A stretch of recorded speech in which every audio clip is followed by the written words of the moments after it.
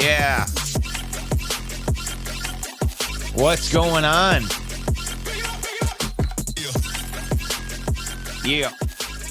Hello, everyone. Welcome one, welcome all. Hey, what's going on, football fans? My name is Russell Wayne. This is the NFC North Talk with me, your host, Russell Wayne. It is July 12th, and there's 21 of you on here ready to talk about some football right here. Look, got a bunch of people up in the comments already. I don't know if you heard me talking from behind backstage, but hello, Robert. How you doing, Anthony? What's going on? Who wins more games this year, Love or Fields, Jordan or Justin? LOL. I don't know. That's pretty funny. That's actually a good question right there.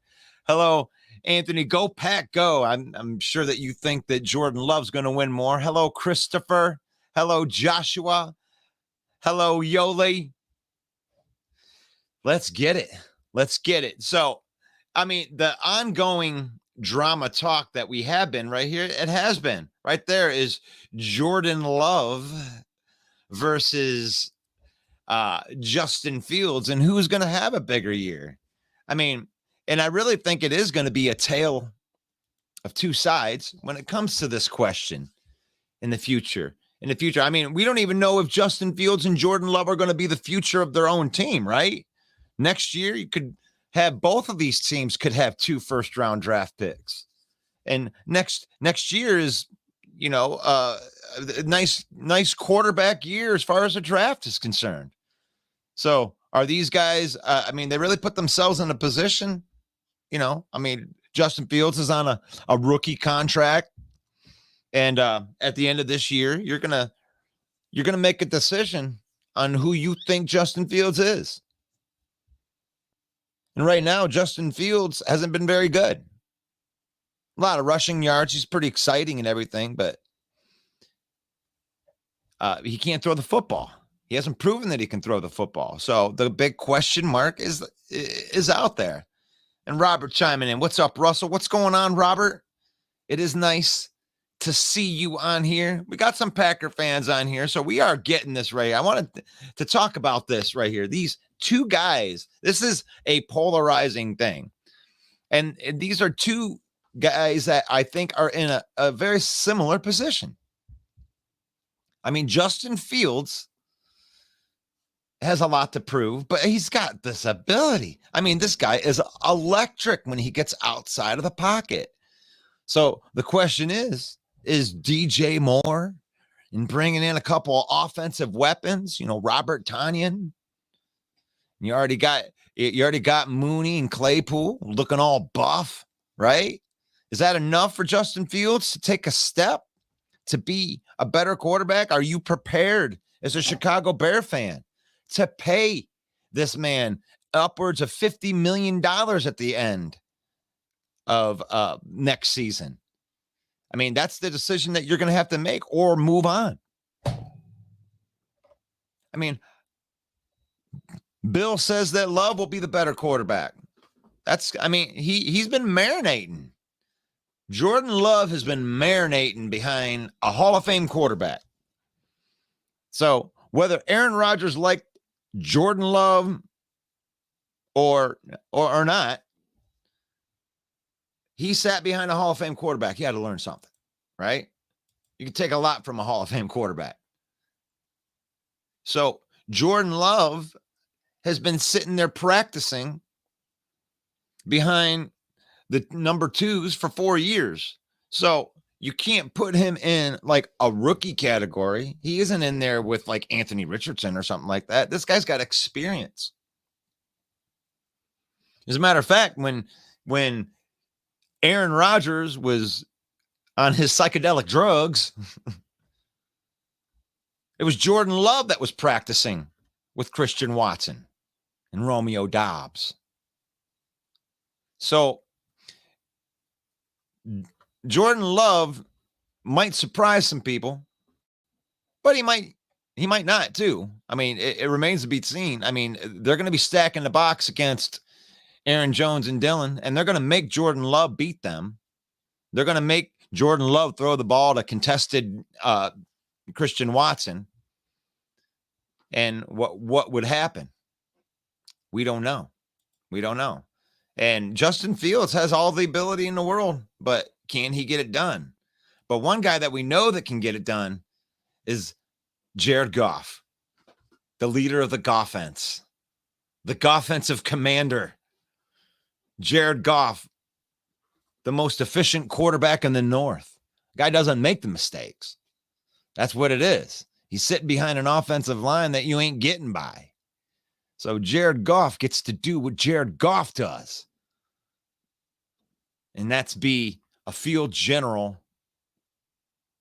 Ain't going to see Jared Goff running outside the pocket, creating outside the pocket. Oh, look at Goff. Look at that spin move. That's something that you're not going to hear out of Jared Goff.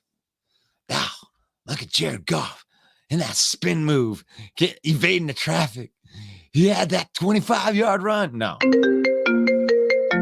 Oh, looks like we got main event Mike. There we go. Main event Mike. Main event Mike. Main event Mike is on the line. Are you on the line, main event Mike? Main event Mike is on the line. Main event Mike is on the line. And I was just starting some Jared Goff homerism because I started talking about Justin Fields and I started talking about Jordan Love and I lost all my viewers. So I started talking about Jared Goff, the leader of the Goffense, the Goffensive commander. And put that picture up there. All of a sudden, the views dropped, came up, and yeah, there's Jared Goff. There's that man sitting behind that Goffensive line. You ain't gonna touch him. You ain't gonna touch him. That's the thing. Are they gonna touch him? Are they gonna touch him? Main event, Mike. I think they're gonna touch him. I don't think anybody gets away without being touched in the NFL. Man, if not what you want to hear, right? Well, it's not what I want to hear, but I want some data to come by our top 5 offensive line and this. I mean, there's a lack of pass rush in the NFC North, to say the least, right? Yeah, I don't think anyone in the division is going to touch him. Yeah, we talk about NFC North. I mean, we can be the kings of our little ponds right here, right? Okay. Yeah, right. But, we do have to play Micah Parsons this year. We do have to play Frank Clark this year. So no, what they really need to of him going untouched. So what? Well, no, wait. Micah Parsons has to play Penei Sewell this year. What was the other one? I don't remember. Oh man. But let's see. I'm trying to get my main event Mike banner there. Main event Mike is on the line. And ladies and gentlemen, we are broadcasting into some spots right here. I got some graphics to throw up here. If you're a Packer fan, you're going to want to follow Bill the Packer fan. If you are a Bear fan, then you're going to want to follow this man, Mike the Bear fan. And if you're a Lions fan right here, we would love to have you over here at the Detroit Lions Villain Squad. Representing your squad. And if you're a Viking fan, then you can follow NFC North Open Mic, but we don't have anybody brave enough to go out there and claim a page for these guys that are going to be at the bottom of the division. And then, of course, the Detroit Lions news. And we can't thank you enough, Joe Chap over there. You guys putting out quality Lions content, and all of these pages putting out quality content, repping their team and everything like that. But getting back into this Goffense talk right here, I really think that he can take a step forward this year, and I think that the offense can take a step forward this year. Do you agree with me in that? I do. They got younger. They got faster. They got tougher. I think so. I think Jared Goff finished top 5 last year in some categories. And, he's finally starting to pan out as that number 1 overall pick. And the sky's the limit this year for the Detroit Lions. I think Super Bowl is not absurd to even say the word Super Bowl with Detroit Lions this year. For the first time in my life, it's not absurd. I think they are legitimate contenders. Las Vegas thinks so as well. I did just place a bet at Caesars for 25-1 for the Lions to win the Super Bowl. I didn't put that much money on it because I'm not that confident because it is the Lions, and I have TT as well. Yeah, PTSOL right there, that coined, registered, trademark name of the main event 365 stands for post-traumatic same old Lions. And it's that feeling. It's that feeling that you get in the pit of your stomach at the end of the game. And you had it last year in Lambeau.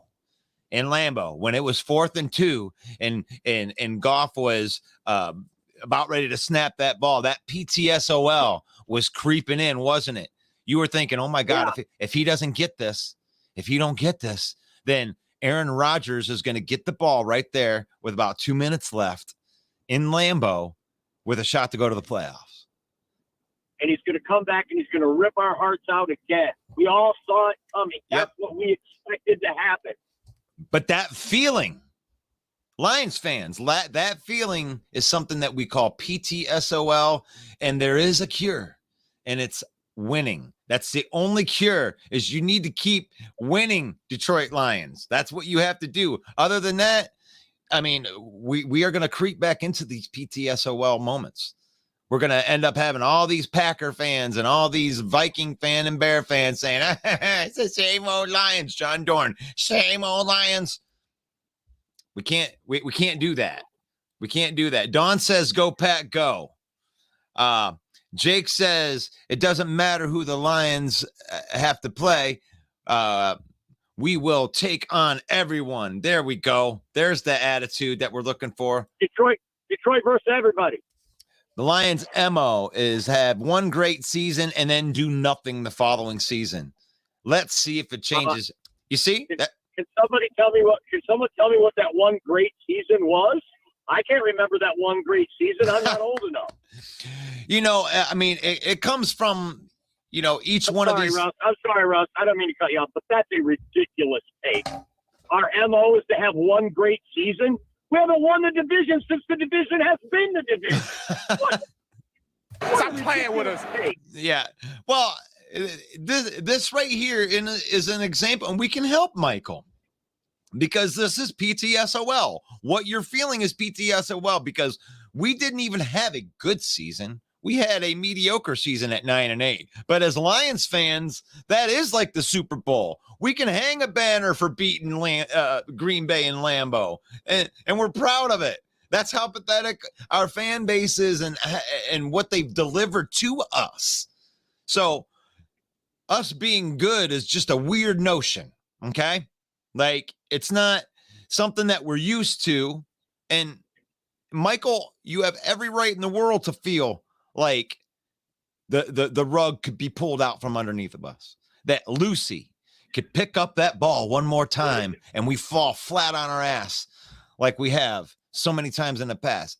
Why is it different? Why is it different, Mike? It's different because we started at the ground up. We started at the foundation of changing the culture. That was Brad Holmes' number one thing on his to-do list when he came in. Change the culture, change that losing mentality. Yeah. In the locker room, on the field. Even if you only get to 3 wins, there's a feeling of, you know, like Dan Campbell said in his initial press conference, you might knock us down on the way up. We're going to bite a kneecap off.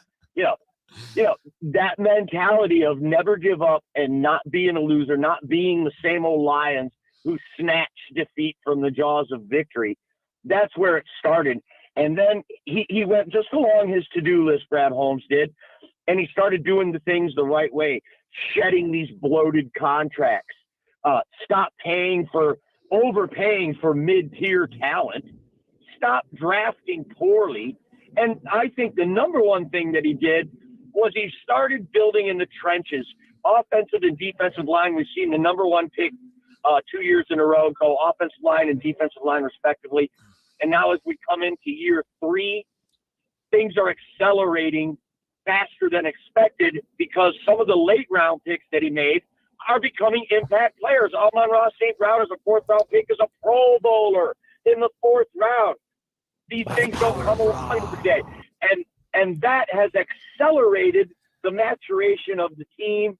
And we were able to make it to a winning season at least 9-8. I don't know what the viewer is calling a great season, but I certainly don't call nine. I don't call 9 wins and missing the playoffs a great season. Yeah, I agree with that. There you go. I do. I agree with that, Mike, because we're celebrating a 9-8 win season. I mean, we're celebrating that we finished, with a winning record after starting 1-6. I can say that for certain, but we're not celebrating that we missed the playoffs, guys. I mean, no, but we did see that our team is better. And if you're looking at it from the outside and you're from one of the other fan bases and you want to call it fool's gold, like John Dorn likes to call it, one hit wonder, like Sutton, if you want to call it that and you want to fail to see it, then that's fine. But you can see that this team is getting better from the core, and it isn't any one person either. It's a collection of guys that have a mentality. Las Vegas has the Detroit Lions favored in 12 out of 17 games. Right. That's never happened in my lifetime. That right there should be all you need to know, that the Lions have turned a corner and good things are on the horizon. They're young. They're one of the youngest teams in the league. Right. They've got behind under center. They've got a former number 1 overall pick who has led his team to a Super Bowl before. Say what you want about Sean McVay or Todd Gurley, whatever you want to say. JG was the quarterback of a team that won the NFC Championship game. And he won a shootout with Patrick Mahomes when he was at the Rams. The guy's got the ability. Now he's got the team around him, and great things are coming. Right. And Brandon's in the comments here, and he says that short of Justin Jefferson, no one worries me defensively. We filled gaps and assignments. And there's truth to that, because I can tell that you're confident with the progression. You are projecting that the obvious progression is going to happen, and guys like Aiden Hutchinson and Houston, we're going to be able to continue to get pressure on the quarterbacks, and these new sticky defensive line or defensive backs that we got are going to be able to improve the defense a lot. But there are some other weapons that we could be worried about, like DJ Moore is somebody that we should be worried about, because he does do well after plays break down and becoming open and becoming available yards after the catch type of stuff like that. I would be worried about the speed of Christian Watson, that if he gets the ball into his hands, that could be dangerous. So, and obviously Justin Jefferson. I mean, we're worried about Justin Jefferson. I've got to throw Aaron Jones in there as well. Right. Guys, he's one of the highest paid running backs in the league for a reason. Yeah. So, but I mean, we understand confidence right there. Yep. Go trenches first. And that's where the Lions did make the biggest improvements, was through the year, was their young defensive linemen. Oh, wrong one. The young defensive linemen, combined with a whole bunch of guys that were productive that are coming back to create depth. I mean, if you're not worried about this, then you're just not paying attention, because you should be worried about this, because I know that your coaches are. So the depth on this defensive line, I got the picture up right here. We got James Houston, we got Josh Pascal, we got Romeo Okwara, Charles Harris, Kaminsky, Aleem McNeil, Buggs, and Hutchinson in this picture. And that's lethal. I mean, that's a rotation, guys. They also picked up Covington from the Chargers. Don't forget about him. This guy's a guy that they really like. He's had some injury problems, but before that, he was looking like a stud. So that might have been a great signing that's going under the radar. And that's just the thing. It's like here we are. We're talking about the Chicago Bears, or we're talking about the Minnesota Vikings, and there's 3-4 guys on our depth that would start on their defensive line right now. Like, that is something that needs to be said right there to understand depth. And those are just depth. Those are just depth pieces. They would just, they don't start on our team because they're not good enough to start on our team, but they would start on your team. That maybe the Green Bay Packers are the only team that I would think that would argue that. They would argue that, but still, you don't think that Romeo Okwara would start in front of Hercules, their brand new number 1 draft pick, with his experience. Oh, is that Lucas? Is that Vanessa? Yeah. Well, I mean, that's the thing. Like, you think that Lucas Van Ness would just start no matter what, but if he had Romeo Okwara on your team, Romeo Okwara would start ahead of Lucas Van Ness, and you would use him as a rotation piece because you wouldn't have to put him in because you have a guy with experience that had 10 and a half sacks the last time they played. In fact, Lucas Van Ness never started in college either. Right. So, I mean, those are reality thing right there for Packer fan. You don't have the depth that we have even on defensive line. Even with 8 first-round picks on the defense. Right. So that should be cause to concern right there. John Doran says Justin Jefferson has been exposed by Alexander and hasn't had over 50 yards since. Well, yeah. Jair Alexander's a great corner. Okay, I can't take that away. But it seems like that is the Packer fans' go-to on every argument. Is that, we got Jair. You got one player, okay? You got one guy. Well, Quay Walker had a pretty good season before he melted down in Week 18. Well, yeah. And Alexander, and here's the thing. This is the elite Green Bay Packer mentality right here. And they have the right to, because you just so happen to have like the best cornerback in the league on your team, arguably. I mean, there's a couple other guys, but he's in that argument and he shuts down the best wide receivers. That's what he does. So it's not that Justin Jefferson has been exposed. It's you have Jair Alexander on your team. So good for you. I mean, that's an awesome player, but that doesn't mean that Justin Jefferson all of a sudden sucks. Well, I'll tell you, in week 4, Justin Jefferson got shut down by Jeff Okudah. So every dog has his day. The sun shines on a dog's ass some days. Yeah. Justin Jefferson's he's a human. He's a mortal. But Mike, it was a bracket. It was a bracket. They had to bracket him the whole time. It's like, yes, they did have to bracket him. And that's the thing, is the great wide receivers beat brackets. So you didn't beat the bracket. And what happened in that game? We bracketed Justin Jefferson. We shut him down, and Adam Thielen had a field day and just destroyed Amani Oruwariye, who's no longer on the team. So that's not going to happen again. Right. And that's the Lion fan justification right there. Oh, Jeff Okudah shut him down. Yeah, but Oruwariye got taken to Spanky Town. So it doesn't matter. He's no longer with us. And guess what? Thielen is no longer in the division either. So this year, who are you going to get when we bracket Justin Jefferson? Is it going to be Jordan Addison, who weighs as much as you do, Russ? And I wish KJ Osborne, a wide receiver 3. I don't think anyone's worried about him against Cameron Sutton or Emmanuel Mosley or even Jerry Jacobs. Yeah, you got one guy. You're in trouble. New York or not? Minnesota Viking. Minnesota Viking. You are in trouble. And we don't apologize for that on this show. We have 3 teams that are represented by pages of people that believe in their teams, and we can't find Minnesota Viking fan that'll actually stick with a page and promote the brand because they know that their team's going to be dog crap for the next, however long it takes them to find a quarterback and reconstruct their salaries and their roster. And you want all this hope? You got this hope that your defensive coordinator is just going to pull all of this talent out of all these no-named young guys. That's a nice dream. It's possible, but so is walking on water. You're making a great point here, Russ. The outside of quarterback, the Vikings, all they have to point to is Justin Jefferson. Only thing the Packers have to point to is Jair Alexander and Aaron Jones.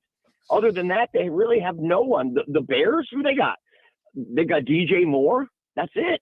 They got Tremaine, and they brought pieces in. The thing is like the problem with the Bears is who's going to coach them. Like I think, I mean, if I give credit where credit is due, Brian Poles is doing an excellent job in Chicago, but who's going to coach these guys? You won 3 games last year with probably one of the most electrifying players in the game. I mean, the guy's running all over the place and making miracles happen. You can't, and you win 3 games.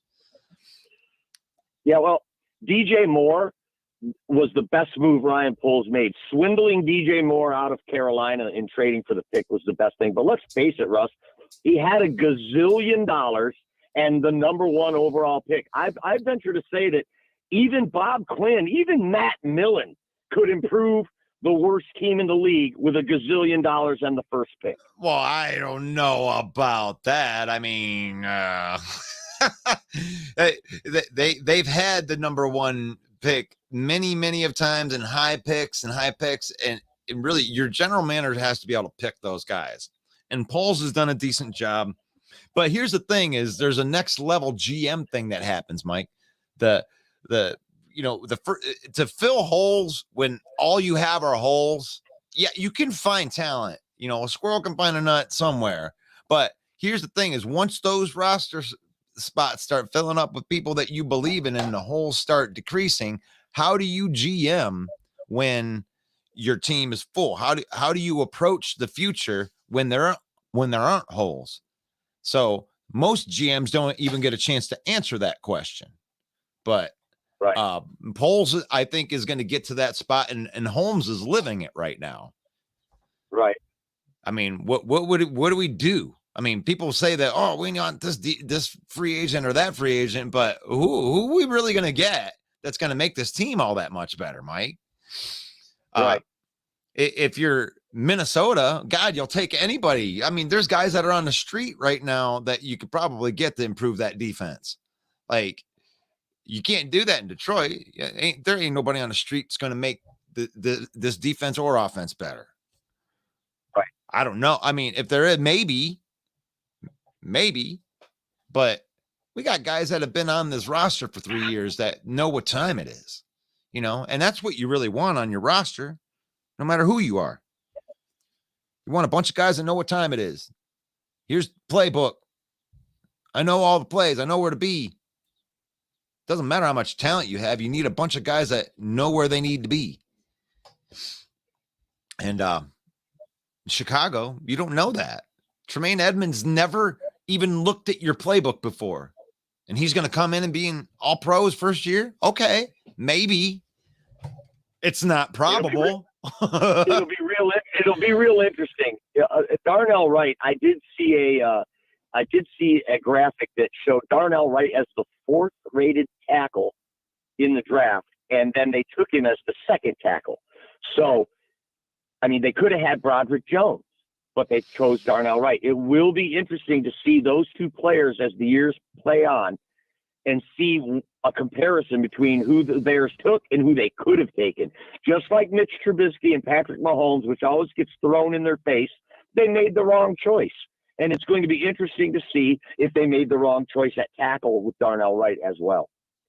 Yeah, and you don't know. And you're not going to know. You can think because you spent a first-round pick on a tackle that everything's all fine and dandy, but it doesn't mean that it is.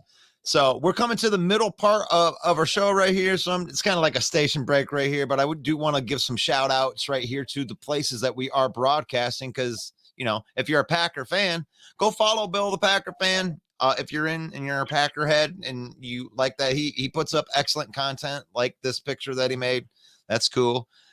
Mike, the Bear fan, Hollis Hall report. That is going to be a Wednesday thing during the season. And if you're a Bear fan, go follow Mike, the Bear fan. And obviously, if you're a Lion fan, we have the Detroit Lion News, and then we have the Detroit Lions Villain Squad. Detroit Lion Villain Squad is our squad, and we fight for our Detroit Lions on these NFC North contest shows right here. So go ahead and follow Detroit Lions Villain Squad and Detroit Lion News. We definitely appreciate being able to broadcast into your 55,000 person network and to a bunch of Lion fans right there. And if you're a Viking fan, I'm sorry, I just got this really cool picture of Justin Jefferson for you. But the skull or whatever that is, still keep on losing, and you're going to continue to lose. And I'm sorry that I have to say that over and over again here. And we're brought to you by the WTH is autism.com, which is my wife's network. We're raising awareness for autism, and go there. Go there. Check out our podcast. It's very informative. You can learn a lot about autism, and we want to help with that. And can we make the announcement today, Russ, about August 17th? Go ahead. You want to hit that up? Let me go get this graphic right here. Yeah. I'll put the Villain Squad deal back up. There you go. Well, as always, of course, we're broadcasting live on Facebook every Monday at 7 p.m. for the NFC North Open Mic Trash Talk. Bring your thick skin, bring your best trash talking skills, and come on in the arena and hang with the big boys or leave with your feelings for Monday, 7 p.m. Eastern. But then on August 17th, it's the return of the Main Event podcast. The season will be just a few weeks away. At that point, we're going to start cranking it up, looking at these preseason games.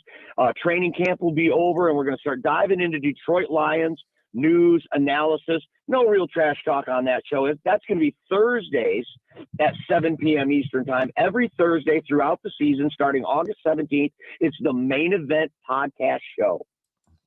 Excellent. And we do love being part of the Main Event, the NFC North network right here with all of these teams that are represented, and we would love you to be part of our smack talking neighborhood. But we also like to get into serious football content, so we will be running Tuesdays will be the Minnesota Vikings. Wednesday obviously is the Hallis Hall report.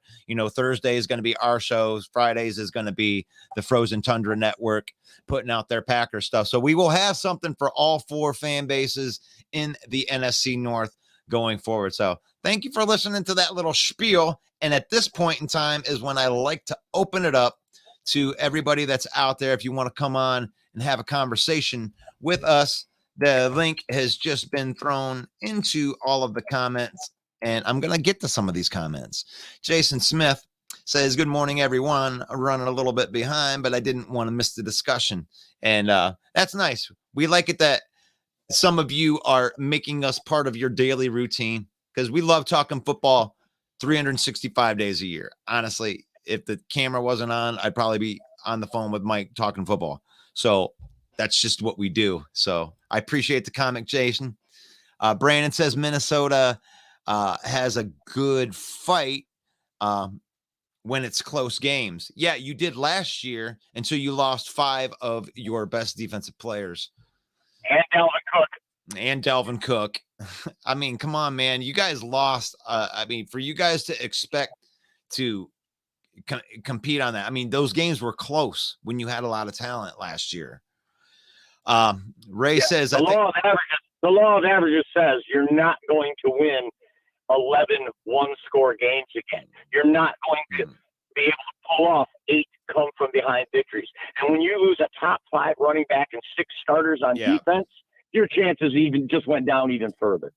Yeah, and Justin Jefferson may have if he can still be awesome, then, that is all the proof that he's going to need in the world to being one of the best wide receivers, because they are going to key in on him now because they ain't stacking the box no more.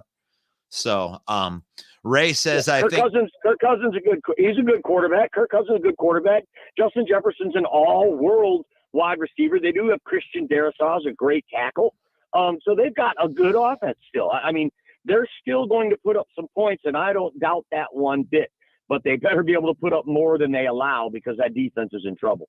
Well, that you could be true. That could be true, Mike. But the thing is the thing that made their offense so powerful and so good was the fact that they were able to do play action and balance play action.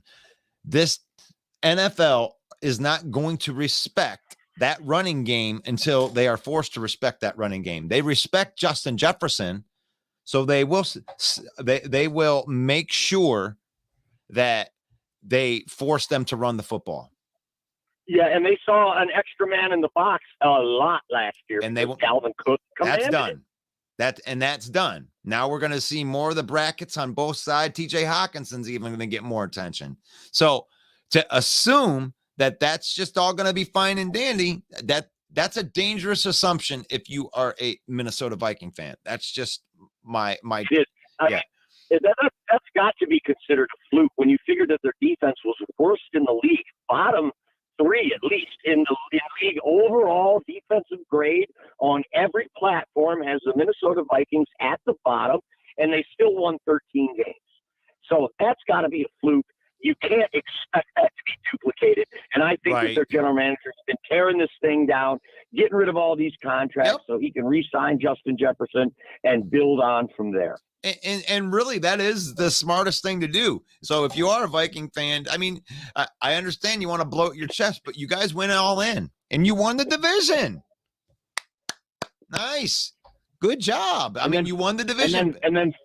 And then you folded like a lawn chair against the Giants. And then you got bounced in the playoffs, and now you have less draft picks for the next couple of years, and you're going to be competing with teams in your division that have multiple picks in these high rounds, and you can't compete with that. I mean, just to assume that all your guys are just going to be better at everything else, you're in dangerous land. You sound like a Lions fan from like 2018. Ooh, dang. I think that Dorn forgot about Khalif Raymond. That is an excellent point because he said that Dorn says we don't have a deep threat. So let's bring that one up. Lions don't have any deep threat until week 7 when they drop Drop-A-Lot Williams gets back. And that's John Dorn's comment right there. And then we have Ray that comes back to that says, I think John Dorn forgot about Khalif Raymond. And I put a nice little post up the other day that had Khalif Raymond as one of our underappreciated players. And I'll give you the floor. I'll give you the floor on Khalif Raymond. Tell us a little bit of what you think about this gem we have. I love Khalif Raymond. He's one of my favorite Lions. But I have to agree with John Dorn. He's not a deep threat. He's not an X receiver who plays beyond the numbers. He doesn't scare anyone. He's a great punt returner. Yes, he's a great punt returner, but he's not a deep threat. He's not an X receiver. He doesn't play outside the numbers. And DJ Shark was that for us last year. And losing him is going to hurt. Jameson Williams can be the deep threat when he comes back from hold on one second. What's that? I don't live here. Sorry, the Amazon guy's delivering something and thought I knew. Well, Anyway, I have to agree with that comment, though, that we are lacking a deep threat right now. Josh Reynolds, though, you can't count him out. He's got a great rapport with Jared Goff, and he is a legitimate deep threat when he's on. So, yeah, I'll refute that. I think that you always give a lot of credit to John Dorn. I don't know what it is. Maybe it's because he never. Only recently. Only recently he's changed his face. Is he getting better? Is John Dorn? Yes. I hate it, but he is. Cuckoo Kachoo. What the hell is going on? Well, I lost my John Dorn comment. Where the hell did it go? Well, that's okay. We really didn't like that on the field anyway. I'm trying to figure out, did I lose?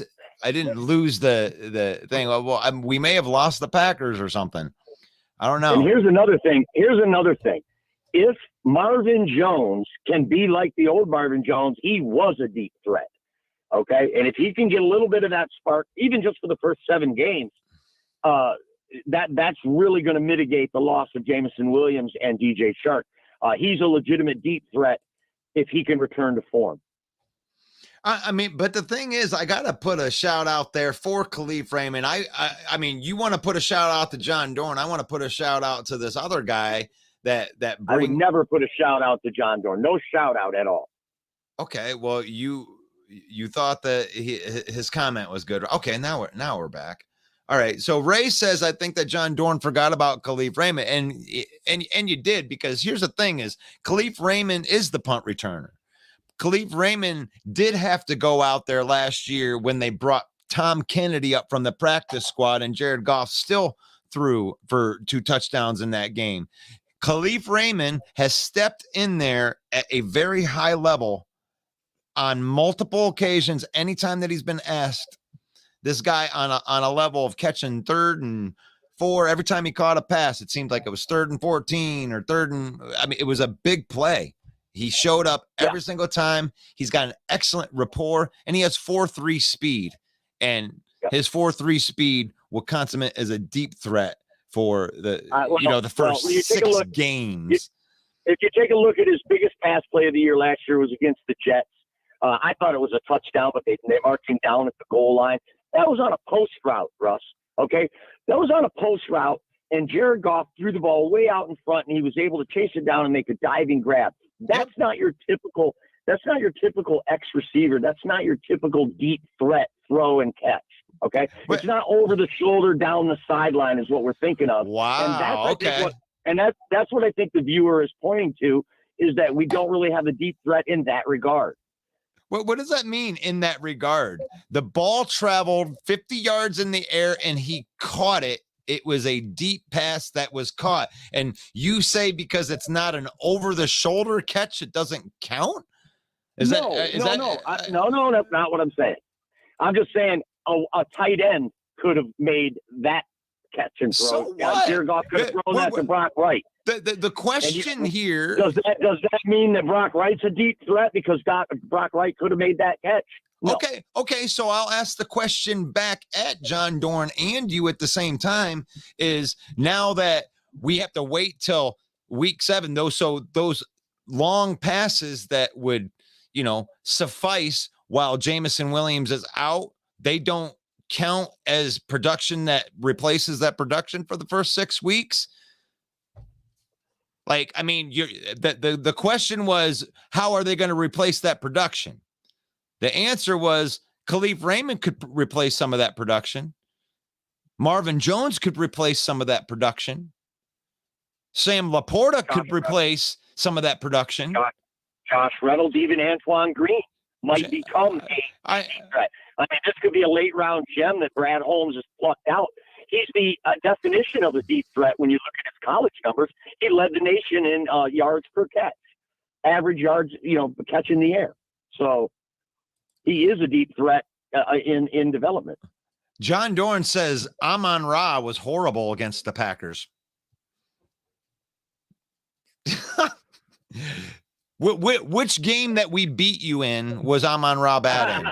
I'm trying to figure this out. You sound like Lions fan trying to bump up Jeff Okuda because Oruwariye couldn't cover Thielen.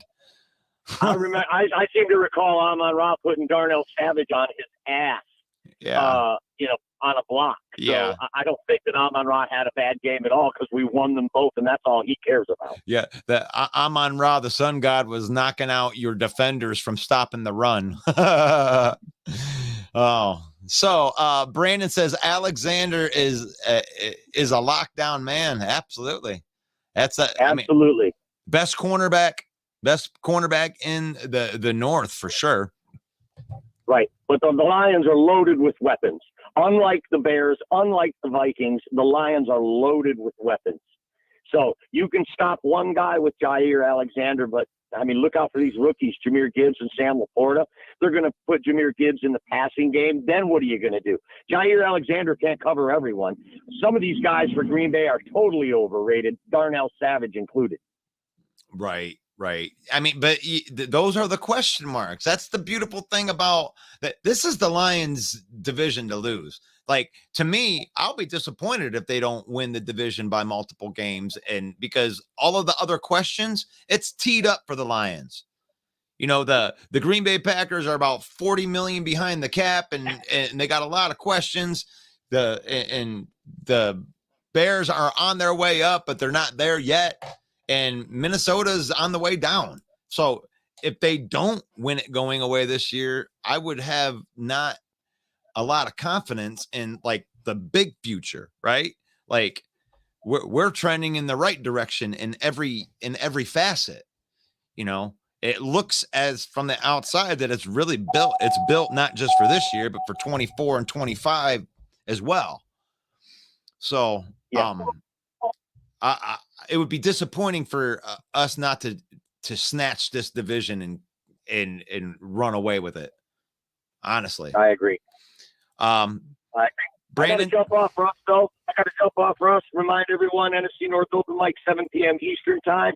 And then August 17th, it's the main event podcast show, Detroit Lions news, talk, rumors, and deep football analysis. That debuts on August 17th at 7 p.m. Eastern time as well. On Main Event Mike, I got to go. God bless you, Russ. Excellent. Take it easy, Mike. That's Main Event Mike. He's the host of our Monday night show. And I love that. That's a little more this is a little more PG-13. Well, the rated R version of that is on Monday nights. And really, if you have the gonads and you want to come and represent your team, if you're a Packer fan, you ain't scared of any of the other teams in the division. Bill, the Packer fan, is our resident Packer fan. Mike, the Bear fan, is our resident Bear fan. And we're obviously the resident Detroit Lion fans in the main event. And we do have some Viking fans that like to come in and rep. I put shouts out to Jamez. Jamez isn't afraid to come on here and say that his team's going to be good, even when he's wrong. It's okay. But I'll throw the link back out there. I'm not done talking football yet. Let's see what we got in here. We got Brandon with a one pride.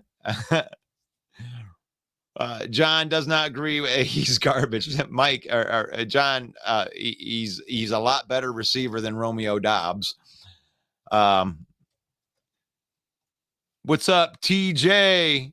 Brandon with the one pride again right there. Roy says he led the league last year in yards of separation. Is that true? Yeah. I like that. That's a good call. That's a good stat to go find out. That's impressive, Roy. Good for you. He's always open, just how Cooper Kupp is always open. And then we got the links in there. I did throw the links in there. If anybody wants to have a conversation with me, I mean, I don't mind talking to myself. I do that all the time. I need some friends. I need some people that like me. Brandon says exactly. Brandon also says that Kirk crumbles when he has an audible. Seen him at MSU. I don't know. That might be a little bit far to go back, Brandon. Going back to the MSU days, right? Kirk Cousins. Yeah. Calvin says that the Vikings can't intimidate the opponents D with the run, then it'll be a lot more pressure on JJ. Yeah, that's a great point. I echo that point. That is Dalvin Cook is a badass running back any way you slice it. I mean, $10-12 million is too much to pay any running back, no matter how good they are. So let's take the money part out of it. Skill, just straight skill. Dalvin Cook is the truth. You can argue that he's the best running back in the league. From everything. Viking fan last year would have argued that he was the best running back in the league, even though they all want to trash him now that he's not on their team. But Viking fan would have argued that he was one of the best, and he was. And he's not going to be playing in Minnesota. So you have to account for the fact that they're going to put extra guys on Justin Jefferson. They're going to have more people to allocate to other positions. They're not going to respect that run until you make them respect the run. And can Alexander Madison carry that load? Or are you really putting hope into a 7th round draft pick? That's fine. You can do that. We got 7th round draft picks too. I would love to think that Antoine Green's going to be a top 10 wide receiver. Picked him in the 7th round. No, we don't have that. We can't. That's too much homer. We're not going to go homering here. You don't want to go that far. Brandon says Vikings have a solid pulling guard and stretch scheme zones, and it will work fine. Yeah, I like Darrisaw. I think that you guys have a good offensive line. That'll be fine. But all of the defensive lines got a lot better in the NFC North. Every single one of them that you're going to have to face. And the last time that you faced the Lions defensive line, that offensive line didn't do anything. You struggled, and it wasn't a good day. It wasn't a good day for you. You got beat down. But the Vikings do have a solid. I mean, really, you can point at that offense and say that you could still be good. But you lost your best running back, and it's going to take more than a good pulling guard to fix that. Brandon says we don't really stretch the field. Sometimes. I mean, we want to be a running game. Or if you're a Viking fan, right? You got a running game. You want to be able to play the run and pass, right? Cuckoo. I don't know. Raymond is more of a deep threat than Marvin Jones. I mean, I don't know about that. I think that when Mike was talking about Raymond being not a deep threat, I think it's more style of play. I mean, Raymond lines up in the slot, takes short passes. He does have that breakaway speed, obviously, after the catch. But Marvin Jones is a contested ball master when we look at the deep threat type of thing. Marvin Jones has speed too. So I think that he was brought in for mentorship too. He knows how to be a pro.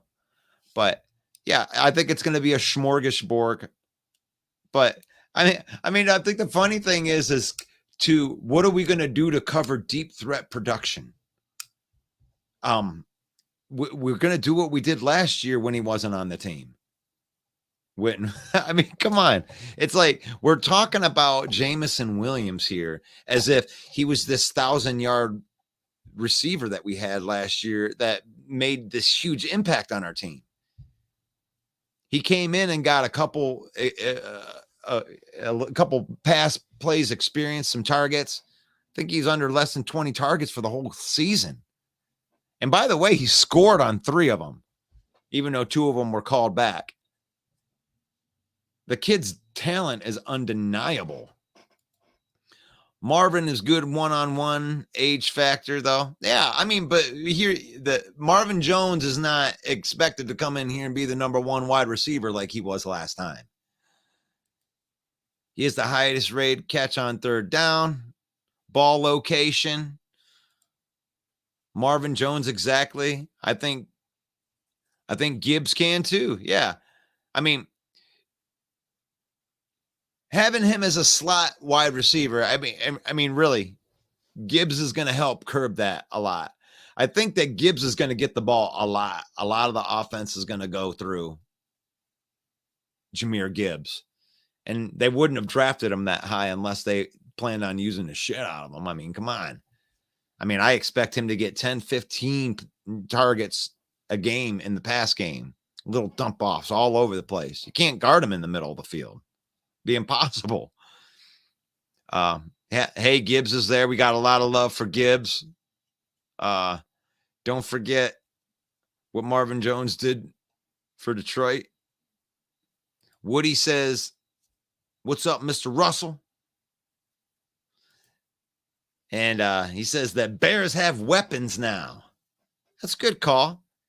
If you're a Bear fan, then you're feeling pretty good about the skill room, right? I mean, last year, Bear fans are notorious for going way overboard with their homerism, right? And I think that they are this year too.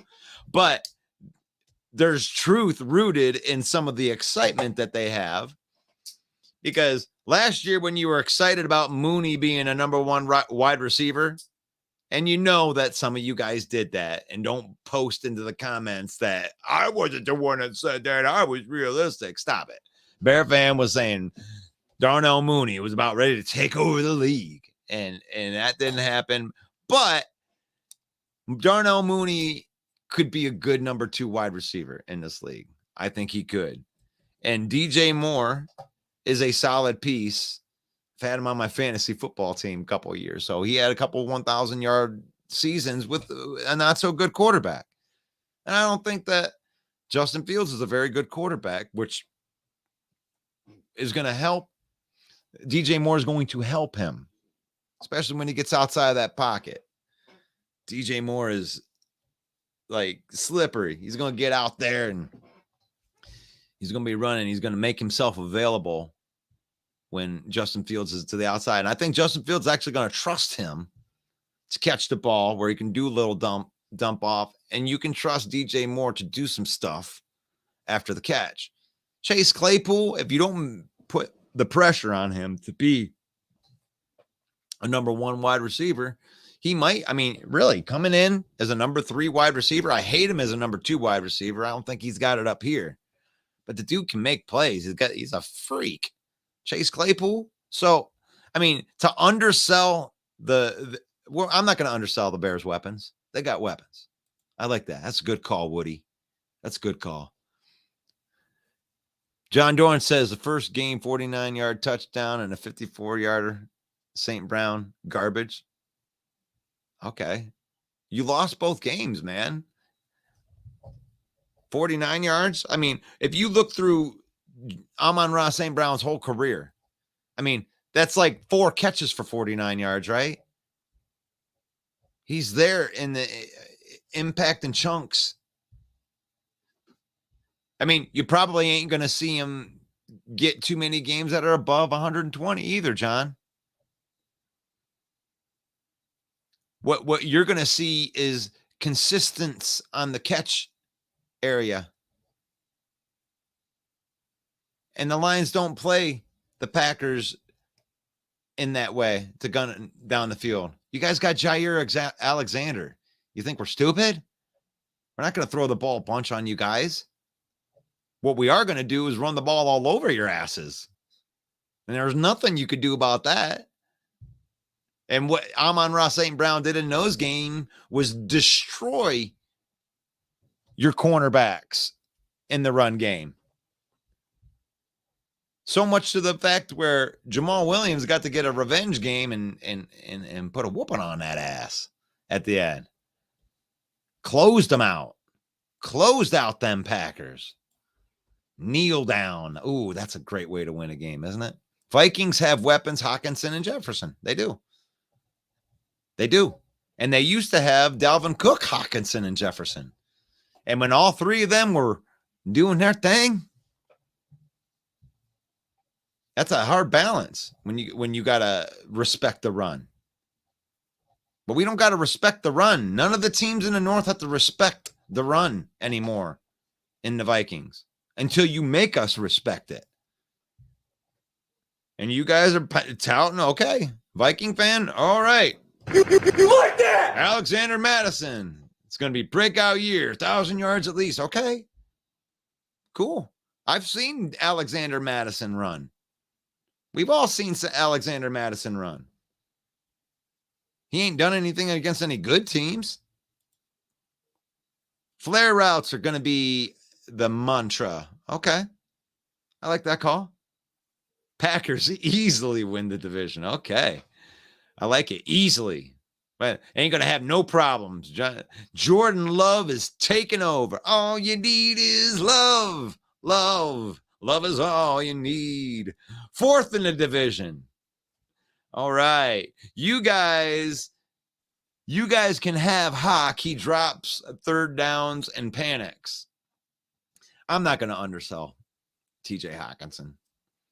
The worst version of TJ Hawkinson was a top 10 tight end in this league for Detroit. We wanted him to be Travis Kelce. When he wasn't Travis Kelce, we want to say that he sucks, especially now that he's gone.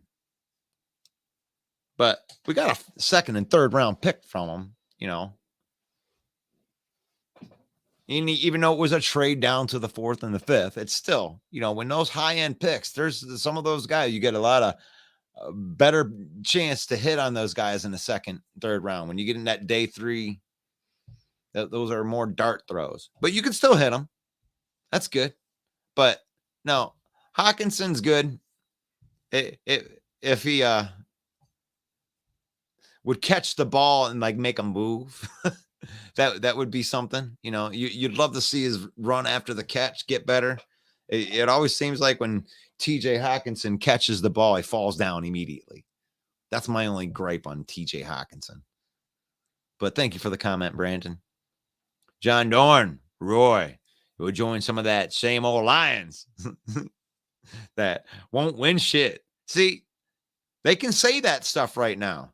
You know, as a Lion fan, that can make you mad or you can brush it off, but it shouldn't make you mad. You don't think the Lions have earned that MO? I've been a Lion fan, and it's been hard. It's been hard being a Lion fan. I'm a loyal Lion fan. But it's not like it hasn't been hard to watch them lose year after year. I've watched so many Lion fans like compartmentalize their fandom shit.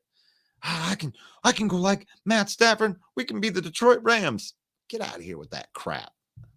You ain't a fan. You're a casual. I don't think that we have any casual fans on here. I think these are all diehards. You're not going to watch an NFC North show in the middle of July being a casual fan. So I don't think there's any Detroit Ram fans on here. And shame on you if you are listening. If you're listening and you're a Detroit Ram fan and you claim any type of ownership into that Super Bowl, that's pathetic. That is pathetic. Don't do that. Don't do that. We can argue about it. You know, as a matter of fact, I'll give you a place to argue. Somebody wants to dispute that. Somebody wants to be a Detroit Ram fan and come in here and talk to me. It's your funeral. Roy says the Packers couldn't beat the Lions last year. How are they going to beat them this year? Well, here's the thing. I love to defend and take the devil's advocate spot. I love doing this because I want to challenge your thinking no matter what. But the Packers could beat the Lions this year if Jordan Love is average and his run. And no, you're not going to win if Jordan Love is average. But if Jordan Love can play at a high level and Joe Barry can get these defensive guys working, there's no reason to think that the Packers couldn't compete right there and be right there with us and compete. I don't think it's going to happen, but it's not like impossible. So that's what I'll say there. That's what I'll say there. Rob says that morning, I ain't scared to rep my Packers. Bring it. That's what I like. I like it. I like the confidence in the team. You see, when we brought up the fact the other day that the number one most passionate fan bases in the world, you know, Pittsburgh Steelers being the number one and the Packers being number two, it's not an insult to me that the Lions were ranked as low as they were at 17. The lowest passionate fan base in the NFC North is the Detroit Lions. And I agree with that. Detroit Lion fan needs to fan up. As a matter of fact, you know, I think I'm a good fan. I don't compartmentalize my fandom shit. I don't need to do that. I can dig my team if they're good. I'm happy. If they're not good, then I still support my team no matter what. And this whole thing where Lion fan is a Detroit Ram fan, or you're an SOL fan, like I'm going to like there's actually a pocket of our fan base as a Detroit Lion that wants them to lose all their games so they can. They're like they love the heel. The heel of it is, oh yeah, I want to watch them lose. I take pleasure in watching the Lions lose. There's anti-fans in Detroit. So, to me, having them ranked as the 17th fan base is too high. I think that some of the Lions fan base, I mean, we should be in the low 20s, if not like 30, 31, 32. Lion fan needs to step up. And winning helps that. You know, honestly, when you've been losing for so much, it's like, I don't hate SOL Lion fan. You got to a breaking point, and for some reason you feel overprivileged and you feel like the city you deserve it. You deserve it because I've been a fan for so blah, blah, blah. You don't deserve shit. This is extracurricular activity, and you want your team to be good. But Packer fans, they've had a lot to cheer about as far as, you know, the smaller successes lately. But really, nobody in the North really has too many bragging rights. What? You're going to tell me because Green Bay won the championship in 2010, that's like bragging rights? It's pathetic that none of this divisions won it since then. And if you want to stand up on top of your small mountain and say, yeah, we were the ones that did it, and then the one before that, and then the Bears in 85. I mean, oh my God, 3 championships out of the whole division. Yes, the Lions have been pathetic for that whole time. 1 playoff win. It's like, it's crazy. We're due. We're due. I mean, eventually a squirrel can find a nut. Did we find one with Dan Campbell and Brad Holmes finally? Packers beat themselves. It doesn't matter, John. You can beat them. We can beat you. However you lose, you lose. It doesn't matter how you lose, right? You sound like Lion fans making the excuse of Aaron Rodgers and the fake face mask. You know, the history's the history. It still counts as a win for you, right? You tell Lion fans to stop whining when that happens. Stop whining. We beat you fair and square. There was nothing cheating in it.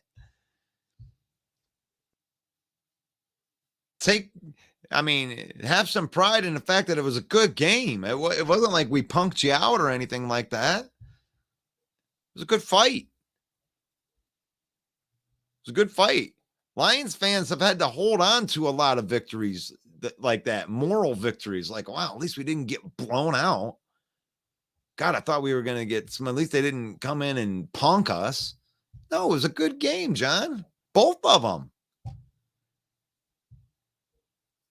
You didn't beat yourself.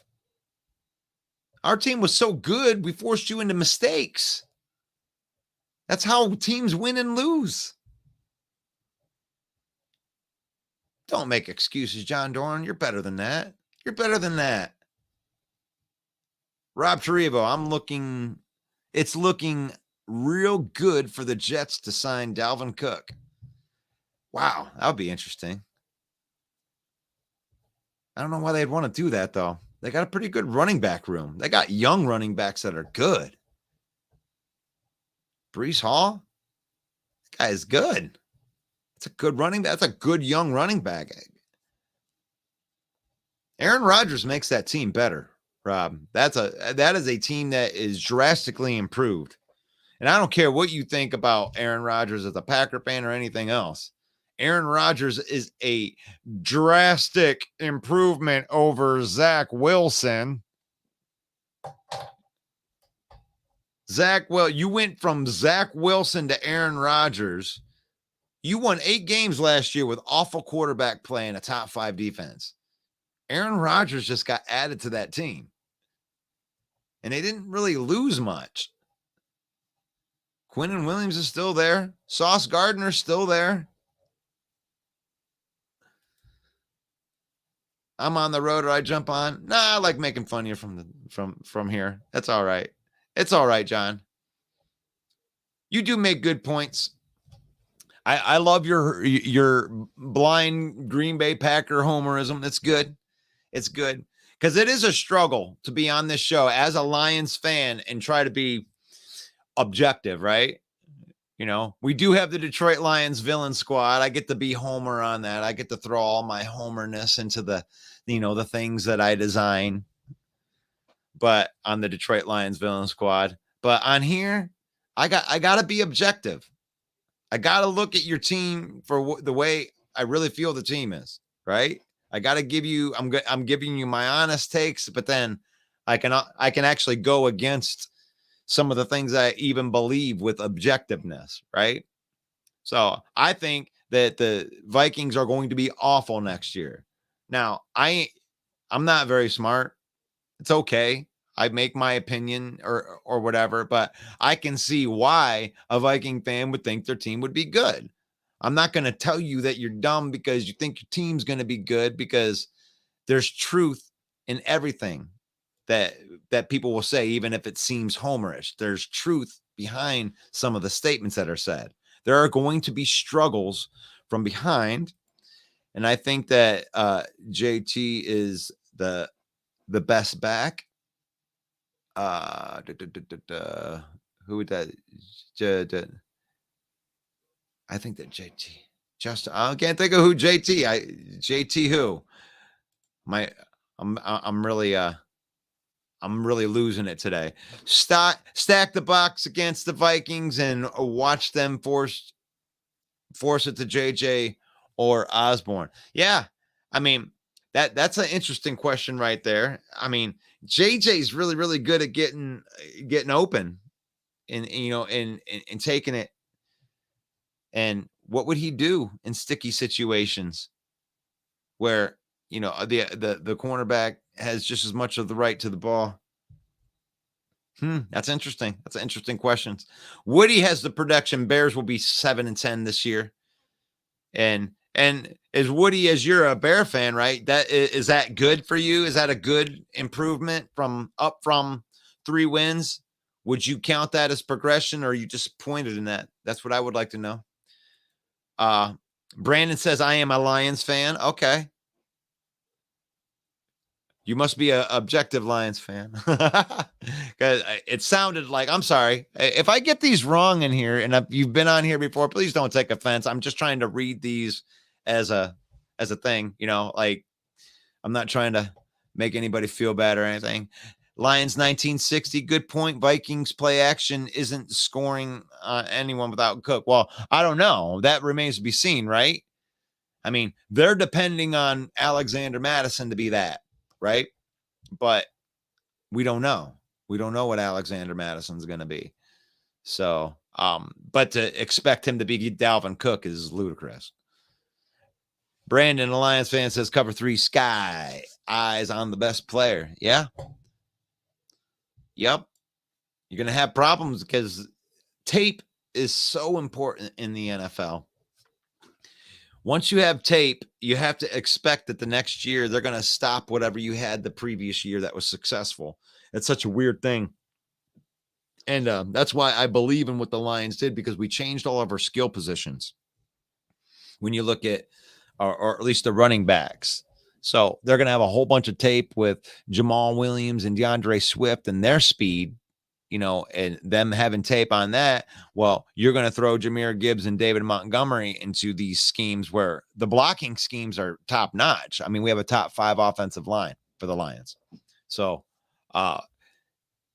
you could say that that's going to be very, very hard to scheme against, because there's not going to be tape with how they're going to use Gibbs or how we're going to use David Montgomery. It's like Ben Johnson having like these new toys to throw into the game, and we don't know how they're going to run through the system yet. So I can't put that one up there, but I'll put your second one up there. Daniel says that Mooney sucks, and he says F the Bears, but I won't put that one on there. We're trying to be there. Woody says Bears still need edge rushers or they're going to be screwed. Yeah, I agree with that. Last in the league in sacks last year. I agree with that. There's 3 very good offensive lines. I mean, if you're looking at young between the Vikings, the Packers have a good running offensive line, and the Lions do. And you didn't do anything right there. And it's very, very, very hard to win in the NFL without being able to stop the run. Okay. And you can be good at a lot of other spots. The Lions couldn't stop the run last year. They won 9 games because they're good at other spots, but the reason they didn't win the games when they didn't was teams that were really good at running were able to take advantage of it. So the whole entire Chicago team is trash. Claypool is a bum. Shots fired. Daniel going after these guys.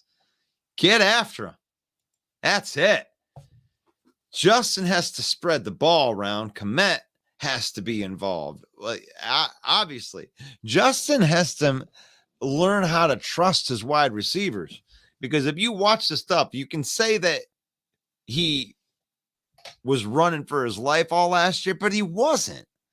The offensive line wasn't as bad as advertised, even though you did change all the spots. Justin just decided to run the football on a lot of occasions. There were wide open wide receivers that he could have thrown the ball, and 9 times out of 10, he would choose to take the running gains rather than to trust his wide receivers. So if he can trust his wide receivers, he might be okay. But he's got to learn how to trust these wide receivers that are out there. Maybe he didn't trust Pettis and the Velus Jones in the middle of the field. Maybe he'll trust these new guys more. Komet was his safety valve. I mean, that's very popular as an uncomfortable quarterback to throw it to his tight end all the time because it's right there, But he's got to learn how to spread it around. That's a good call, Woody. Gosh. There you go, Barry. Barry from Scotland says, go, Pat, go. Brandon, if you don't jam Chase at the line, he's a basketball player, bro.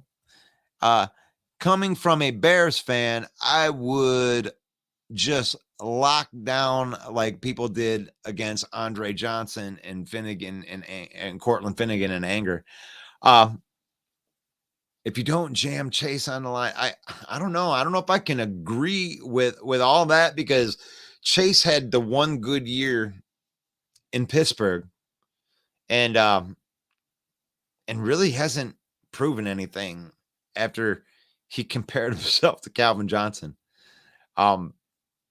Like I said, I mean, in the weight room, take your shirt off, you can see his muscles. I mean, he's a beast.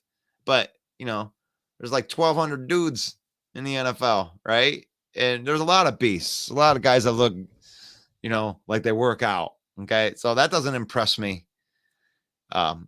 Jamming Chase on the line. He hasn't proven that he can do anything yet.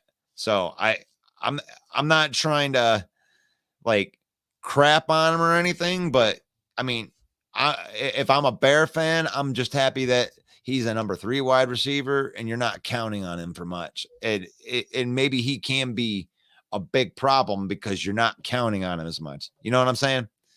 That's all I'll say about that one right there. So the season Packers defense will be much to fear. And there is some truth in that right there. That's a good point by Barry because you got all those first-round draft picks, and it did get better. The Packers defense got better down the stretch last year, and that's good. That's good stuff. Man, I am not keeping up with all these comments, am I? Right there. So Ryan says this guy is obsessed with J-Mo. Yeah. John Dorn is obsessed with everybody that he's scared of. So that's how it's like a defense mechanism for John Dorn as a Packer fan. He's like, oh my God, what am I going to do about J-Mo? Oh, J-Mo is garbage. He drops everything and he's going to be a bust. It's like less than 20 targets, J-Mo. You can tell all that already, huh? Okay. All right. Barry says LMAO. Love is all you need. Yeah. You're over there in Europe. So the Beatles. Gotta love the Beatles. The Beatles. The Packers easily win the division. And I did throw the the link in the comments right here because I'm going to go for about another 10, 15 minutes and then I will be done. So I'll throw the link in. Maybe somebody wants to have a talk with me, but we'll see. But I want to get to some of these other comments right here. Trust issues. What's up, Nisha? Welcome to the program. Now that the rest of the NFL has tape on James Houston, how many sacks realistically do I think that he has? I mean, I think that he at least duplicates his season. I think he'll have more because he did that in 7 games. And I don't know how much tape is really going to help the way that he rushes the passer. It's a weird thing because he's not like your traditional pass rusher. So they line him up against the biggest pass blocker because he has an advantage over the giant guys. So it's really weird the way that they would use him because they're not going to have him go straight up. They're going to put him on side because he's a pass rushing specialist. So I think he's going to go crazy next year. As a matter of fact, I mean, he did that in 7 games, bro. Like he's going to have all 17 games this year and a full off season programming. I honestly think that we're going to end up losing this guy and he's going to go be somewhere else because we're not going to be able to keep him and Hutchinson and pay all these people, you know. But there's Woody. What's going on, sir? How are you? I'm doing good, man. It's July and I can't believe that there's 20 people that are on here listening to my talking head talk about football. Diehards. Yep. Yeah. Well, since you said you had 10, 15 minutes, I said I'd get on and talk to you for a little. Yeah. And you're obviously the Bears fan, so we can stay on the Bears. I don't mind until we get to the season where we will dedicate Wednesday nights. We'll be on the Hollis Hall report if you want to go to your Bears stuff, but we're totally good right now. We're in the lull of the off season, so we kind of mix it all into a bag right here, and we'll talk about whatever you guys want to talk about. But yeah, we're on the panel. I'm on the panel for Hollis Hall, so we're going to be doing the Wednesday nights and Sunday mornings. So everybody tune in, do their comments.